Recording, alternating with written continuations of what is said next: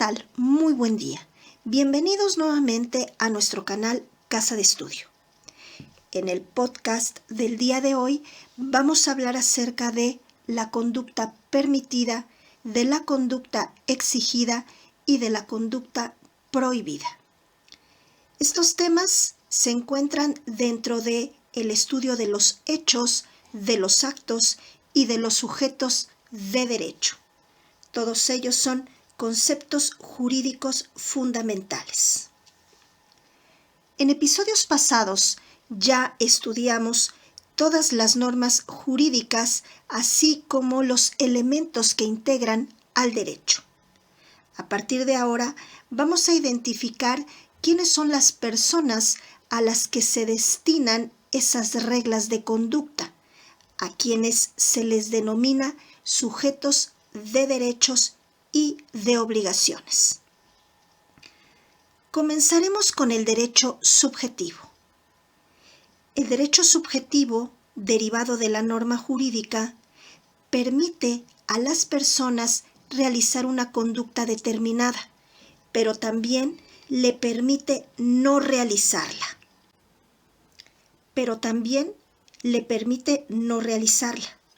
De modo que queda al arbitrio del titular la decisión sobre ejercer o no su derecho conferido por la norma.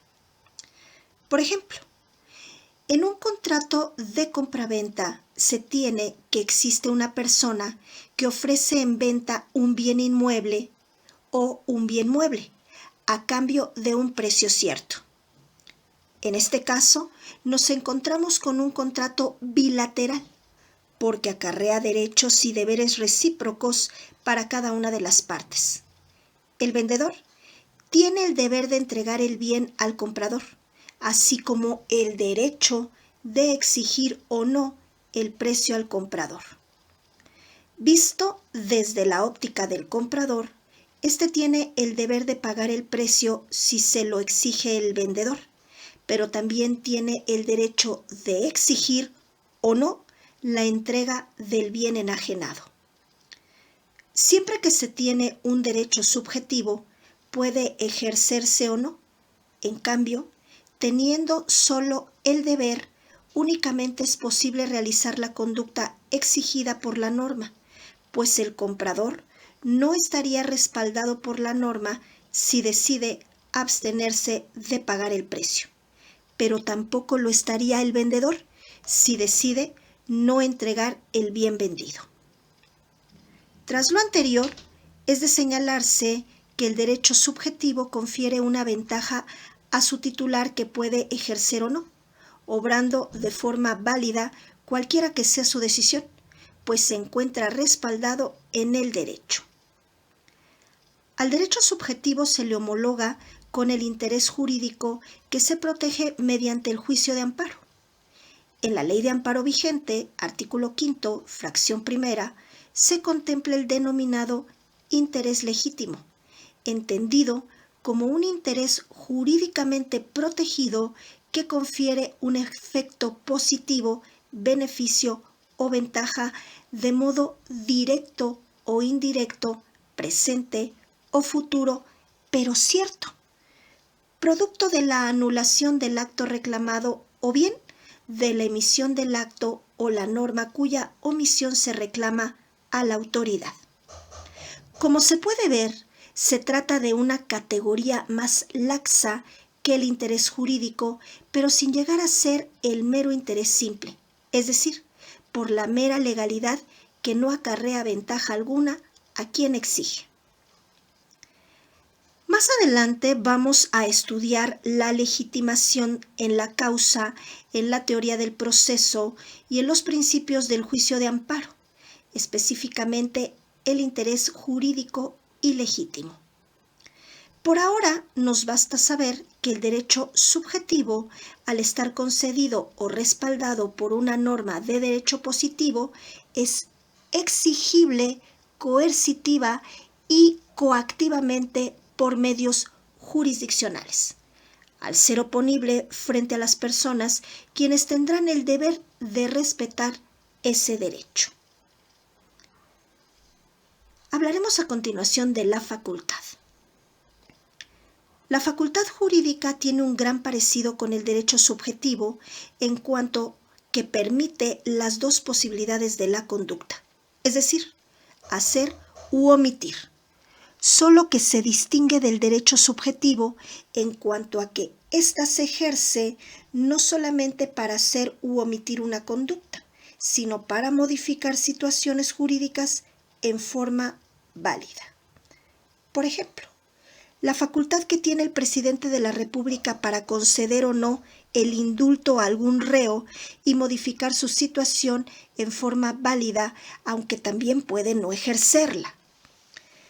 Por otra parte, la facultad admite una especie, tal como sucede en el caso de una persona detenida ante el Ministerio Público, el cual puede ejercer o no acción penal en contra de la persona, pero también es cierto que dicha autoridad debe resolver si la ejerce o no dentro del plazo fijado por la ley.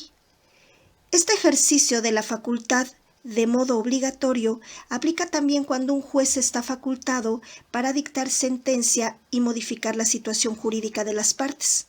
Solo el juez puede hacerlo, pero al mismo tiempo, éste debe dictar la sentencia en un plazo de 15 días, modificando la esfera jurídica de las partes, en el momento en que es cerrada la instrucción. La facultad, por lo tanto, produce efectos jurídicos cálidos, y no solo en caso de que no se realice por el titular de la facultad o dicha facultad no se ejerza del modo regido por la ley, el acto será nulo o anulable. Concepto del deber jurídico. A diferencia del derecho subjetivo, que contempla la posibilidad de hacer u omitir, el deber solo contempla la posibilidad de hacer o bien de omitir. Pero ¿sabemos cuál de las dos opciones es el deber? Acudiendo a la estructura de la norma, solo así lo podremos saber. Si la hipótesis es no pagar el precio de la cosa material de la compraventa y ésta se sanciona con un castigo, sabremos que para evitar las consecuencias desfavorables, la conducta exigida será de dar, en este caso, pagar el precio. Un error común es entender el deber jurídico como la conducta exigida por la norma, porque en realidad no siempre la norma ordena qué hacer o qué omitir. Tal como el caso de la prohibición del homicidio, del cual la norma dice: comete delito de homicidio el que priva de la vida a otro. Si bien propiamente no lo prohíbe, pues solo describe la conducta en la hipótesis, no se está ante el cumplimiento de un deber jurídico, sino a su incumplimiento, el cual es sancionado con cárcel cuando dicha hipótesis es cumplida. A pesar de que el comprador tiene el deber de pagar el precio, es común escuchar decir que tiene la obligación de hacerlo. Incluso, el propio Código Civil regula los derechos y obligaciones del comprador. Sin embargo, esa expresión puede considerarse como errónea. Hablaremos a continuación del derecho, del deber y facultad o potestad jurídica. La realización de los supuestos que las normas jurídicas contienen, produciendo determinadas consecuencias de derecho lógicas y necesarias, pueden consistir en el nacimiento, la transmisión, la modificación o la exhibición de derechos, que son las facultades, y obligaciones, que también los podemos nombrar como deberes jurídicos. A todo deber jurídico corresponde una facultad de la misma clase y viceversa. Mientras que por otro lado, cuando un individuo no cumple con sus deberes, disminuyen también sus derechos en la misma medida. De este modo, las nociones deber y derecho poseen la misma importancia. Acorde a las tesis liberalistas, el derecho se construye en beneficio de los individuos que viven en una sociedad, tratándose entonces de un instrumento erigido por la autoridad, con vistas al pleno desarrollo físico, intelectual y moral de los individuos que la componen. Se ha dicho que la historia del derecho es la historia de la lucha por la libertad. Sin embargo, al proclamar que el orden jurídico debe proteger la libertad del ser humano, sería responsable no poner límites al ejercicio de esa libertad, porque el individuo también puede usar su libertad para hacer el mal. Si la persona no admite un orden moral objetivo al que deba subordinar sus actos, puede atropellar con sus acciones los derechos y libertades de otros individuos y, en términos generales, del bien común. La libertad jurídica entonces tiene límites y mientras las leyes especifican algunos, el orden moral también los impone, al proclamar como injustas las conductas individuales que lesionan a otros individuos y al bien común. Surge una nueva concepción de la libertad jurídica, considerada entonces la facultad que tiene todo individuo de elegir y servirse de aquellos medios más convenientes a su desarrollo individual y al bien común. Dicha facultad debe estar protegida por el orden jurídico. Los valores de la libertad y del bien común, lejos de oponerse, se complementan. La libertad que protege al orden jurídico es la capacidad que tiene el individuo de autodeterminarse para lograr su pleno desarrollo y para ello debe considerar que no vive aislado sino en sociedad, que forma parte de una comunidad en donde sus actos tendrán consecuencias, asumiendo entonces responsabilidades por los demás en aras del bien común y de la supervivencia de su comunidad.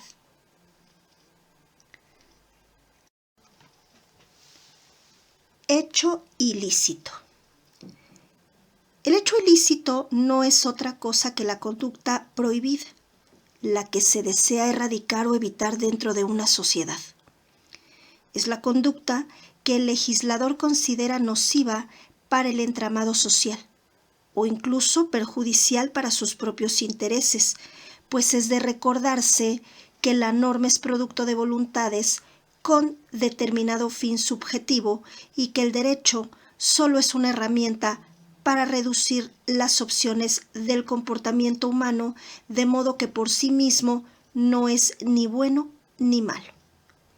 El hecho ilícito es, pues, la conducta que condiciona la aplicación del castigo. Por ejemplo, es ilícito incumplir un contrato, es un ilícito civil, o bien cometer homicidio, es un ilícito penal o delito. El ilícito se puede cometer por una conducta de hacer, como por ejemplo robar, o bien por no hacer, por la omisión de auxilio, por no pagar impuestos o por no dar alimentos a los hijos. El ilícito, por lo tanto, es la conducta opuesta al deber jurídico. Cuando en la norma la descripción de la conducta, o sea, la hipótesis, se sanciona con un castigo, estamos ante un hecho ilícito y si es permitida o simplemente no se castiga, es entonces un deber jurídico.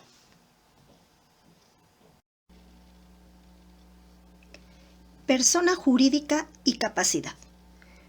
Los sujetos de derecho son los entes que pueden ser sujetos de derechos y obligaciones. En muchas ocasiones este término se utiliza como sinónimo de persona. Sin embargo, podemos encontrar una diferencia sustancial entre ambas. La persona es un ente sustantivo del orden jurídico considerado en sí mismo aisladamente. Es decir, se trata de un ser humano, cuyos derechos y obligaciones son consignados en las normas jurídicas. En cambio, cuando nos referimos al sujeto de derecho, estamos haciendo alusión a la persona actuando en una relación jurídica. Dicha relación solamente puede darse entre dos personas, ya que consiste en el vínculo existente entre ellas y gira alrededor de bienes o intereses regulados por las normas jurídicas. El concepto de persona jurídica si bien nació con las personas biológicas, evolucionó para comprender a las personas jurídico-colectivas, pero erróneamente llamadas personas morales.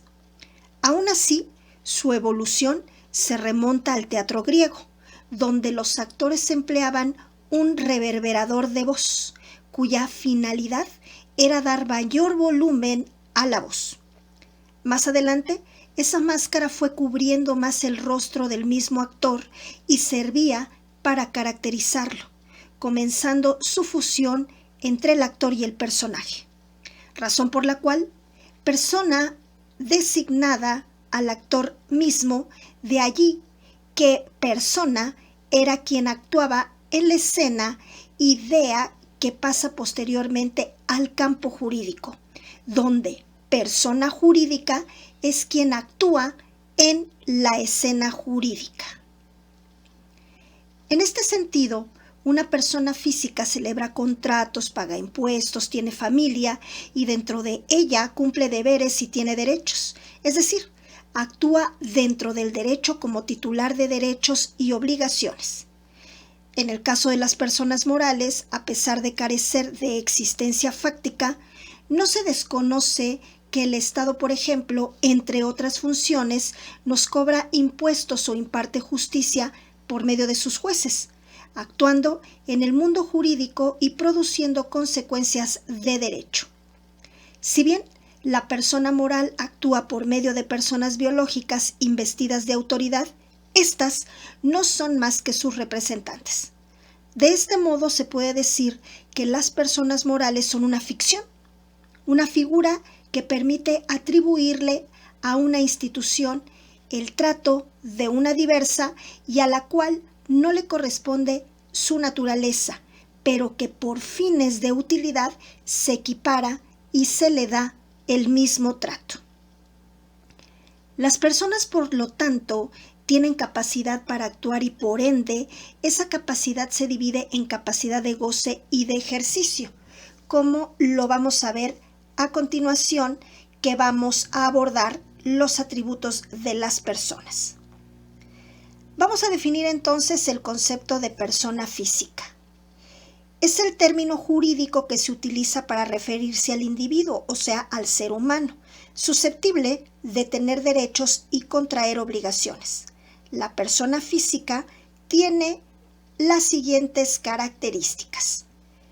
Tiene un nombre, posee un domicilio, capacidad, nacionalidad, patrimonio y estado civil.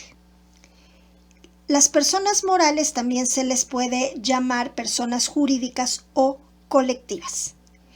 Entonces, la persona jurídica puede ser definida como toda unidad orgánica mediante la cual se crea una colectividad que se organiza y esa colectividad la forman personas o también un conjunto de bienes, a los que para la consecución de un fin social durable y permanente es reconocida por el Estado y tiene una capacidad alrededor de los derechos patrimoniales.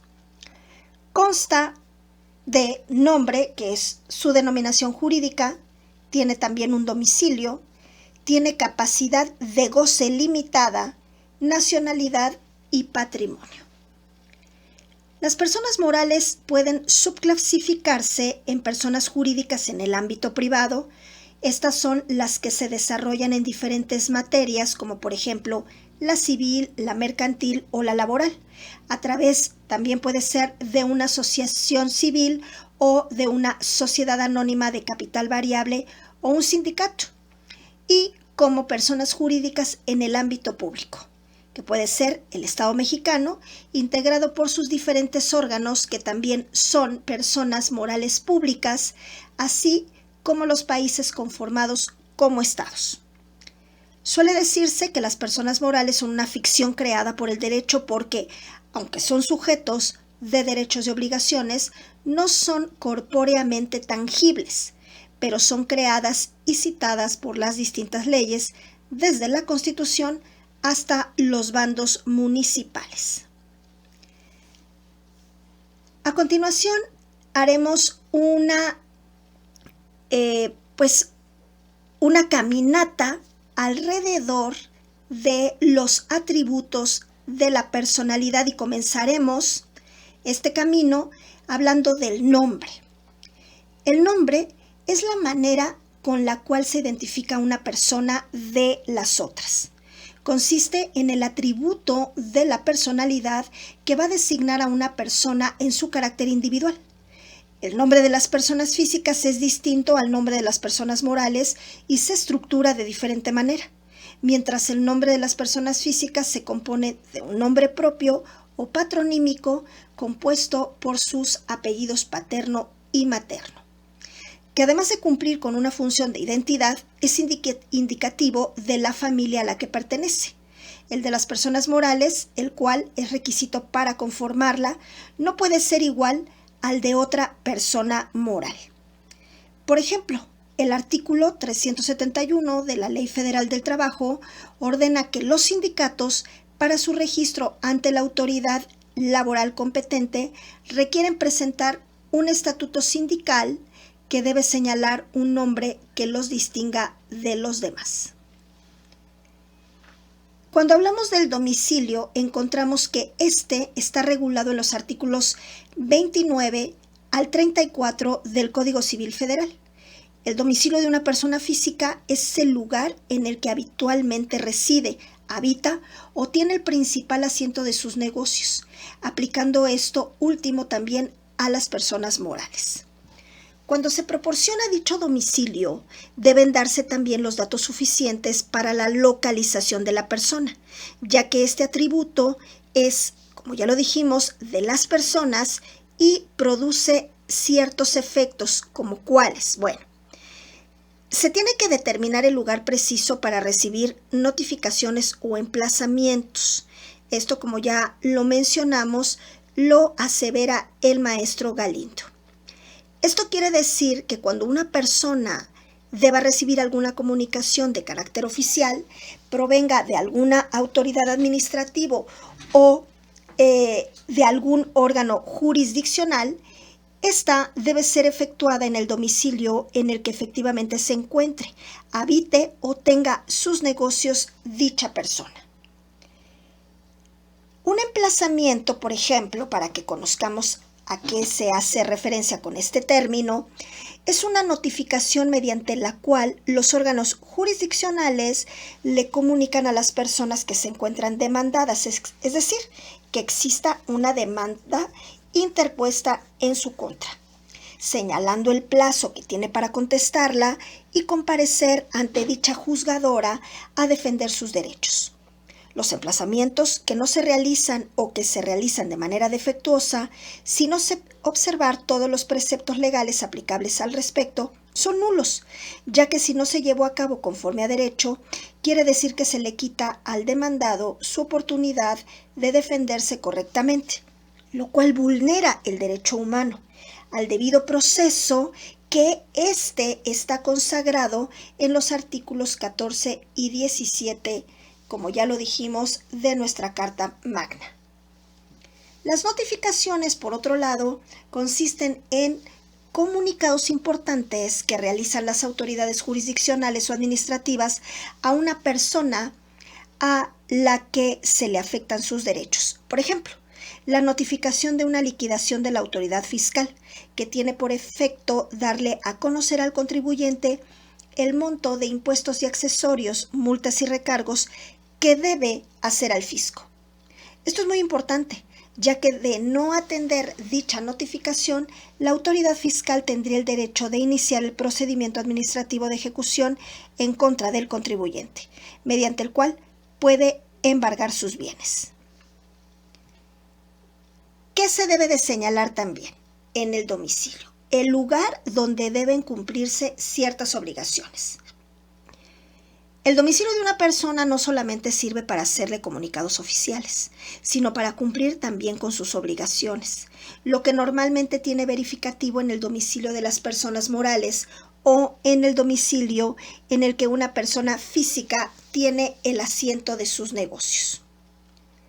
Vamos a poner como ejemplo que las visitas de verificación sanitaria que la autoridad competente hace a las farmacias es una obligación a cumplir con la norma administrativa.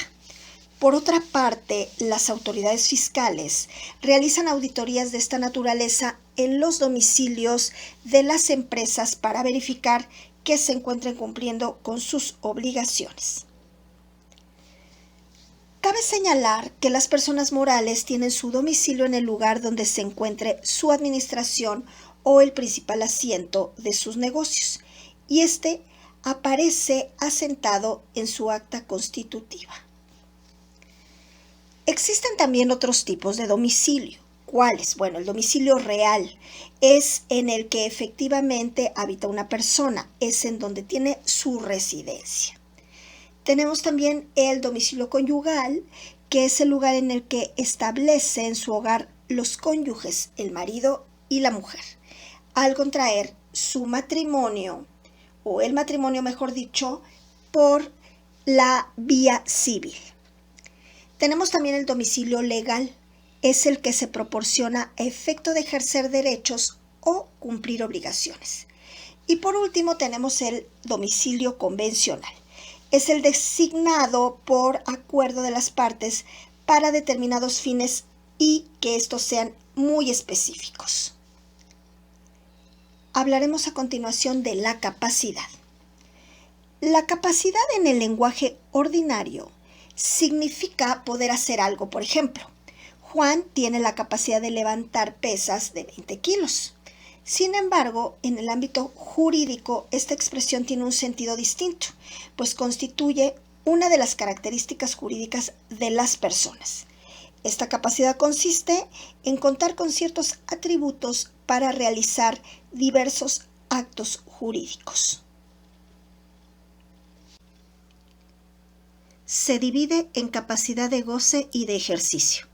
La capacidad de goce es la aptitud de la persona para ser sujeto de derechos y obligaciones, misma que se adquiere desde el nacimiento. La capacidad de ejercicio es la facultad de la persona para poder ejercer por sí misma sus derechos y poder contraer obligaciones. Esto lo podemos encontrar en los artículos del 22 al 24, en el 337 y en el 450 del Código Civil Federal. Cuando hablamos de la nacionalidad, podemos decir que ésta constituye el indicativo del país en el que nació una persona, cuyo efecto legal es que pueda acceder a los derechos y obligaciones que tiene el conjunto de ciudadanos que poseen la nacionalidad de un país específico. Se puede obtener la nacionalidad por nacimiento o por naturalización y se pueden tener una o varias.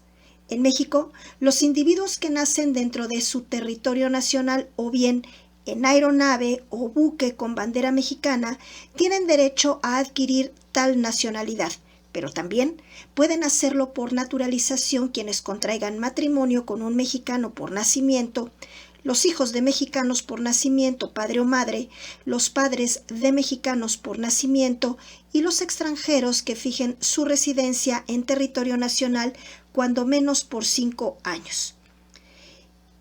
Inmediatos anteriores, evidentemente, a la fecha en que se solicite la naturalización.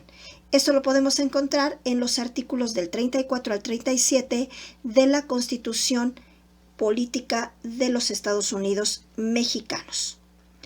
Las personas morales también cuentan con este atributo, ya que el artículo 8 de la Ley de Nacionalidad declara mexicanas a las personas jurídicas constituidas conforme a las leyes de nuestro país y cuyo domicilio se encuentra establecido en territorio nacional. La falta de alguno de estos requisitos provocará que la persona moral sea considerada como extranjera.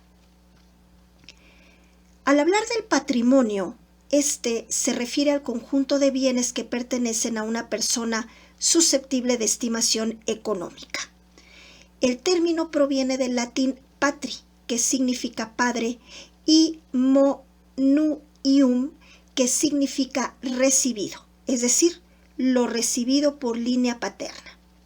El patrimonio de una persona se conforma con los bienes con los que cuenta, es decir, que son de su propiedad. Estos bienes pueden ser muebles, cosas que no se encuentran fijadas al suelo, como por ejemplo un auto, un televisor, una joya o una obra de arte. O inmuebles, son los que sí se encuentran fijos al suelo, como las casas y los edificios. Lo relativo a las características de los bienes, lo vamos a ver como en algunos podcasts más adelante, pero si ustedes ya quieren abordar este tema, pueden buscar libros que hablen de las personas, de las familias, de los bienes y de las sucesiones. En el caso de las personas morales, se le denomina patrimonio social, según el maestro Mantilla, al conjunto de bienes y derechos de la sociedad, con deducción de sus obligaciones. Se forma inicialmente con el conjunto de aportaciones de los socios. Ahora bien, cuando hacemos referencia al estado civil, podemos decir que se trata del único atributo de la persona que es exclusivo de las personas físicas y está constituido por determinadas condiciones que la ley toma en consideración para atribuir a quienes las poseen ciertos efectos jurídicos, como lo señala el autor Galindo. Y consiste en el estatus personal que se tiene con respecto a las demás personas que integran la familia y la sociedad, comprendiendo las relaciones matrimoniales, la filiación y el parentesco. El estado de cónyuge establece relaciones jurídicas entre dos personas unidas por el matrimonio. El parentesco por consanguinidad significa la relación que existe entre las personas que descienden unas de otras o de un tronco común, y así el parentesco puede ser en línea recta o colateral. El parentesco por afinidad es el que existe entre un cónyuge y los parientes consanguíneos del otro. Por adopción, una persona, al ser adoptado, se coloca en estado de hijo del adoptante. También pueden consultar al autor de apellido Galindo, quien menciona lo que acabamos de comentar. Asimismo, el estado civil de las personas se acredita mediante un acta de estado civil legalmente expedida por el Estado a través de ¿quién? Del registro civil.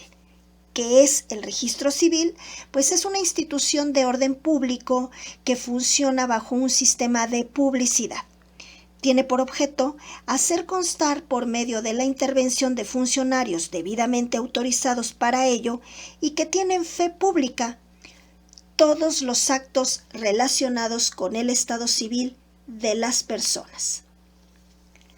El registro civil, pues como todo registro, tiene como propósito hacer constar hechos y actos, en este caso del estado civil de las personas, y su funcionamiento se basa en diversos sistemas o principios.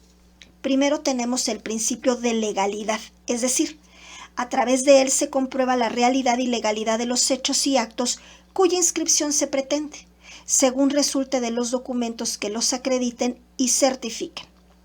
El principio de oficialidad.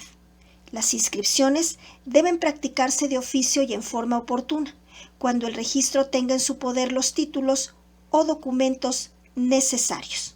De publicidad. Puesto que todos los ciudadanos tendrán libre acceso a los datos que figuren en su registro individual, asimismo, las administraciones y funcionarios públicos, para el desempeño de sus funciones y bajo su responsabilidad, podrán acceder a los datos contenidos en el registro civil.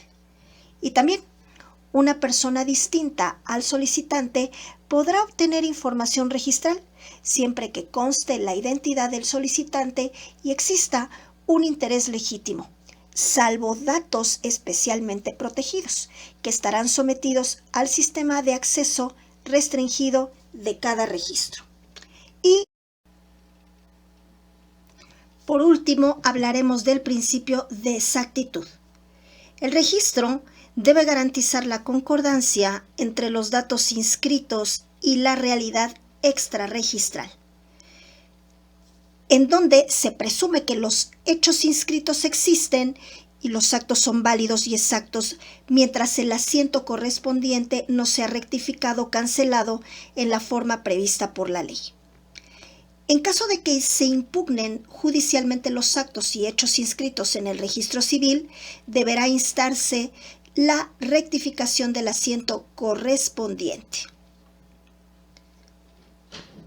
Al hablar de las personas físicas, tenemos que decir que en nuestro país, las personas físicas, desde que nacen y hasta los 18 años, gozan única y exclusivamente de derechos, pero no de obligaciones.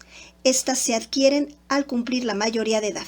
Por ejemplo, una de las obligaciones que se adquieren con la mayoría de edad para los varones es realizar el servicio militar. El medio legal para acreditar que una persona física ha nacido y la fecha en que haya sucedido es un acta de nacimiento expedida por el registro civil de la entidad en donde nació. Es muy importante hacer este registro desde los primeros días de nacidos, ya que la posibilidad de reclamar sus derechos se va a realizar mediante la presentación de su acta de nacimiento. Y podemos tener como ejemplo que para que una persona física pueda reclamar su derecho a recibir atención médica de las instituciones de salud pública como el IMSS, el Seguro Popular hoy, ya sabemos que esto depende de la entidad que se denomina del bienestar o del ISSSTE, es necesario que presente su acta de nacimiento. En México, la persona física obtiene capacidad de ejercicio con la mayoría de edad que se alcanza a los 18 años. En ese momento se adquiere la ciudadanía y con ello varias responsabilidades y derechos que no se tenían con antelación, como por ejemplo votar, poder celebrar contratos y convenios, contraer matrimonio, entre otros.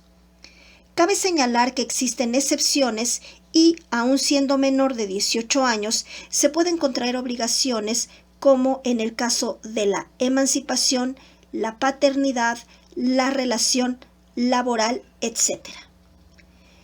Sin embargo, y a pesar de lo anterior, es importante aclarar que no en todos los países las personas cuentan con la mayoría de edad a los 18 años. En el país del norte, con nuestro vecino, Estados Unidos de Norteamérica, la mayoría de edad se adquiere a los 21 años. De igual manera, debe hacerse mención de que la capacidad jurídica se pierde con la muerte y el único medio para poder acreditar legalmente que una persona ha fallecido es el acta de defunción legalmente expedida por el registro civil. Cuando mencionamos a las personas morales, podemos decir que antes de que analicemos cómo ejercen su capacidad jurídica, debemos precisar que se originan en el momento en el que son constituidas legalmente. Esto es, cuando un grupo de personas físicas que conforman la persona moral acuden con un federatario público, notario o corredor público, o con la autoridad competente llenando los requisitos que les exige la ley de la materia correspondiente y formalizando su unión. Esto se puede comprobar legalmente con un documento oficial que será el que emita el federatario público. Por ejemplo, en el caso de una sociedad mercantil, siendo la más común la sociedad anónima, se establece esta mediante el acta constitutiva correspondiente que se lleva a cabo ante el notario público o el corredor público. Un sindicato, ese sería otro ejemplo, se establece por una toma de nota que se tramita ante la Secretaría del Trabajo y Previsión Social. Si se trata de una agrupación de trabajadores que laboran en alguna de las actividades o ramas industriales en materia federal, como la manufactura de automóviles o la petroquímica, o ante hoy en día como se denominan los tribunales de conciliación y arbitraje, o si se trata en este caso de trabajadores que laboran en la industria local como el comercio.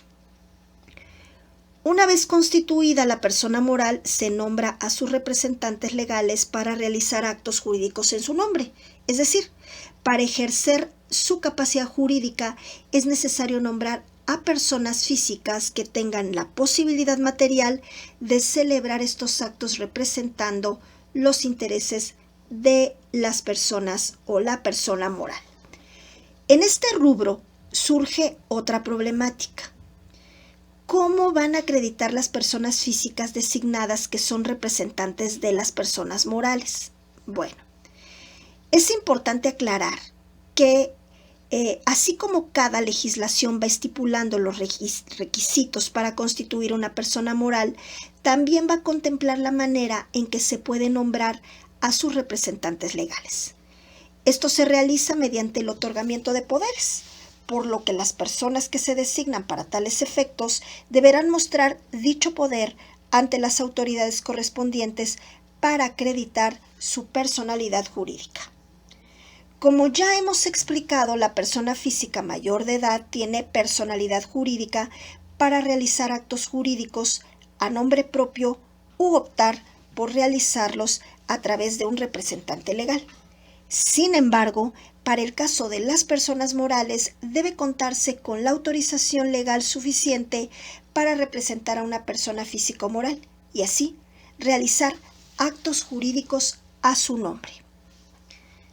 Es importante aclarar que en la mayoría de los casos está permitido nombrar a dichos representantes ante notario público, quien expedirá una copia certificada del testimonio notarial en el que conste el otorgamiento de poderes para que los representantes puedan mostrarlo ante las diversas autoridades o particulares y poder realizar los actos jurídicos para los que se encuentra autorizado en el poder correspondiente.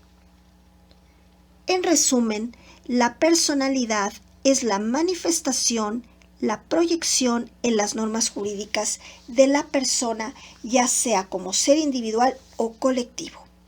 El concepto de personalidad se atribuye al sujeto de la relación jurídica para establecer la medida de sus aptitudes en acción, en tanto que la persona es el sujeto, el centro de la personalidad. Ahora bien, las personas morales públicas se crean o tienen su nacimiento con una norma aprobada por el Poder Legislativo local. Las leyes que dan vida a los municipios, organismos o dependencias públicas van a precisar las características y atribuciones de quienes las conforman, dentro de ellas y las de representación. Y bueno, pues como hemos podido analizar en todo este podcast, se han logrado reconocer las atribuciones de las personas conforme a la ley, es decir, la titularidad a ejercer y las obligaciones a cumplir sobre las mismas. También hemos visto y apreciado la calidad de los sujetos de derecho y que ésta varía dependiendo del ámbito del derecho del que se trate, es decir, del derecho civil, mercantil, administrativo, penal, laboral, etc. Y bueno, como siempre, ha sido un gusto compartir con ustedes este podcast. Los invitamos a que se suscriban, a que activen la campanita para que les notifiquemos cada vez que subamos un nuevo material, que le den like y que compartan. Muchas gracias y nos vemos en el próximo episodio. Hasta muy pronto.